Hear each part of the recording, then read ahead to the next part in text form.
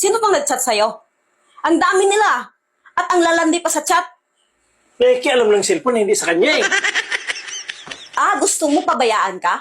At hahayaan ka sa makakating babae mo? Hindi ko babae ang mga yan. Hindi babae? Kung hindi mo sila babae, bakit lahat sila nag-I love you sa'yo? Pwede naman mag-I love you kahit kaibigan ah. Okay, magaling ka ha. Ano tong chinat sa'yo? Na-miss ko yung dinilaan mo ko. Paano mo ipaliwanag yan? Kala mo makakalusot ka ha? Maniwala ka sa akin. Inaway ko kasi sila. Inaway?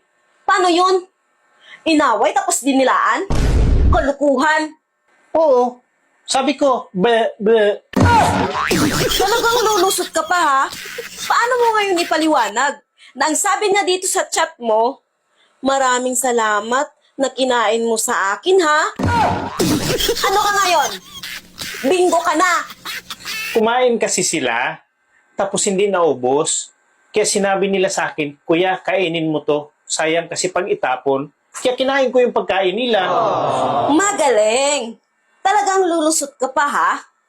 Bakit ang sinabi niya dito, punta ka sa bahay, na-miss ko haplos mo? Wala ka nang lusot dito. Haplos pala, ibig sabihin, hinimas mo?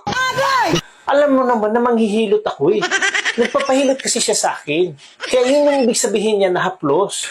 Hindi ka talaga mauubusan ng katwiran. Malandi talaga ang mga babae na yan. Sino ba talaga ang mga babae na yan?